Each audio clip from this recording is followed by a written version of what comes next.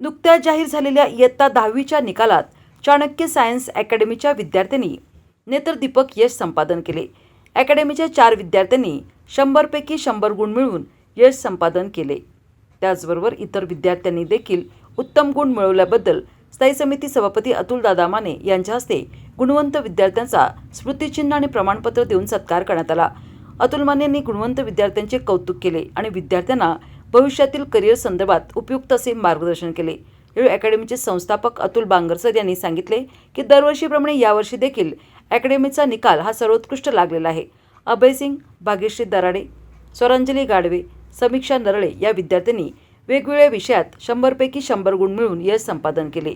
निकालामागे विद्यार्थ्यांचे परिश्रम, शिक्षकांची शिकवण्याची पद्धत आणि चाणक्य पॅटर्न या सर्वांच्यामुळे हा निकाल शक्य झाला आहे.